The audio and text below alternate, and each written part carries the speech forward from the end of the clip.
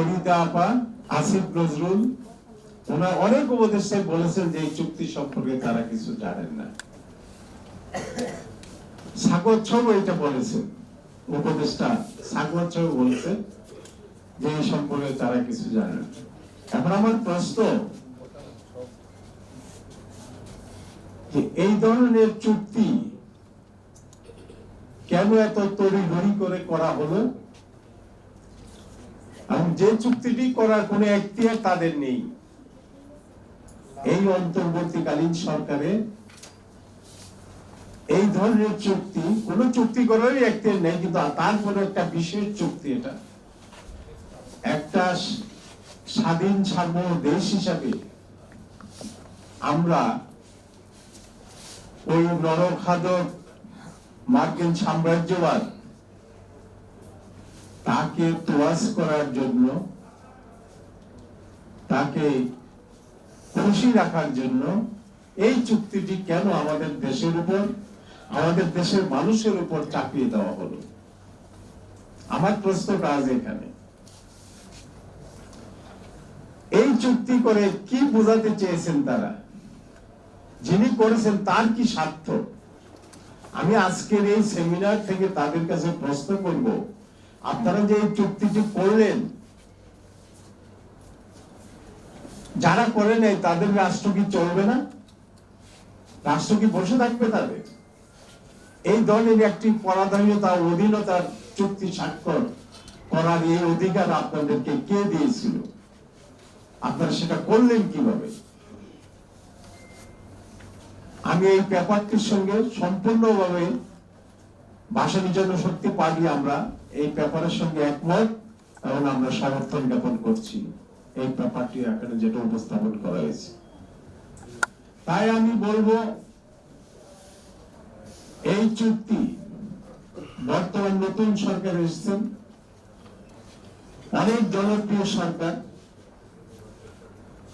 এবং আপনাদেরকে বলবো, যাকে আপনারা পররাষ্ট্রমন্ত্রী বানিয়েছেন,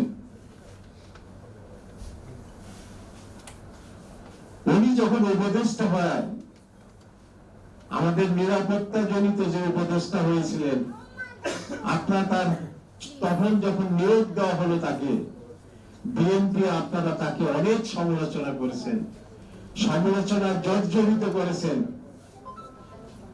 এখন আপনারাই আবার কিভাবে তাকে পররাষ্ট্রমন্ত্রী নিয়োগ দিলেন আমরা জানি না, সেটা বুঝতে পারি না। আপনারা স্লোগান দিয়েছেন সবার আগে বাংলাদেশ, সবার আগে যদি বাংলাদেশ হয়, তাহলে এই ধরনের চুক্তির নেপথ্যে যিনি মূল নায়ক, তাকে আপনারা পররাষ্ট্রমন্ত্রী কিভাবে বানালেন? সেটা আমি সালাউদ্দিন সাহেবের কাছে জানতে চাই। উনি এখন সংবিধান বিশেষজ্ঞ, আমি ওনার কাছে জানতে, উনি আমারই ডিপার্টমেন্টের ছাত্র ঢাকা বিশ্ববিদ্যালয়ে, আমি তার কাছে জানতে চাই। আপনি তো কড়া সমালোচনা করেছিলেন যখন ওনাকে নিরাপত্তা উপদেষ্টা করা হয় অন্তর্বর্তীকালীন সরকারে, আপনি সেটাকে দারুণভাবে সমালোচনা করেছিলেন, কিন্তু আজকে আপনারা কিভাবে তাকে পররাষ্ট্রমন্ত্রী করলেন? আমরা আজকের এই সেমিনার থেকে এই চুক্তিটি বাতিল করার জন্য ভাসানী জনশক্তি পার্টি পক্ষ থেকে আমরা অনুরোধ করব। আমরাও কর্মসূচি নেব। এই চুক্তি আমরা গণতন্ত্র মঞ্চ এখনো আছি, ভবিষ্যতেও থাকবো।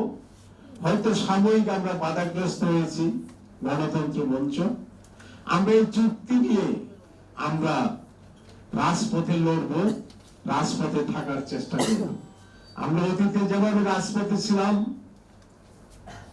কালকে প্রতিমন্ত্রী সাহেব বললেন যে 3টা ট্রফি নাকি তারা, খেলার ট্রফি গুলো তারা জয়লাভ করেছে, তারা পেয়েছে।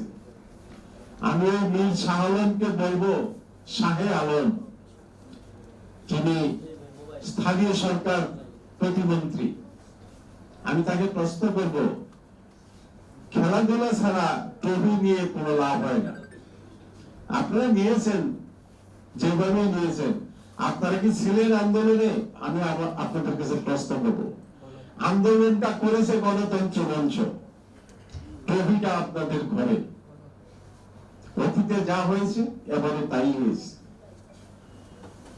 এই ট্রফি নিয়ে এত বড়াই করার কিছু নেই। কাজ করেন, জনগণের কাজ করেন। জনগণ ম্যান্ডেট দিয়েছে, জনগণের কাজ করে।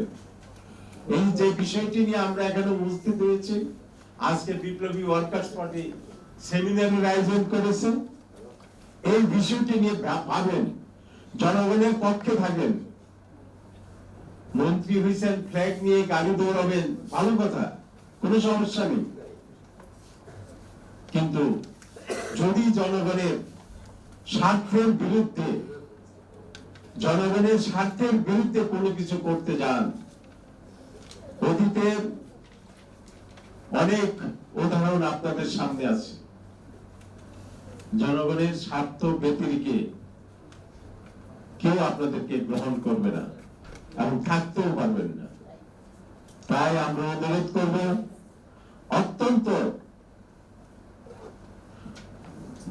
জনপ্রিয় সরকার হিসেবে আপনারা আবির্ভূত হয়েছেন। জনগণ আপনাদেরকে ম্যান্ডেট দিয়েছে, আপনারা জনগণের পক্ষে থাকেন, জনগণের পক্ষ থেকে জনগণের কাজ করেন। সেটি হবে জনগণের চাওয়া এবং পাওয়া। আর যদি জনগণের মতের বিরুদ্ধে কোনো কিছু করতে যান, তাহলে অতীতের মতো আপনাদেরও, অতীতে যারা জনগণের মতের বিরুদ্ধে গিয়েছে, সেখানে আমরা গণতন্ত্র মঞ্চ কি করেছি আপনারা জানেন।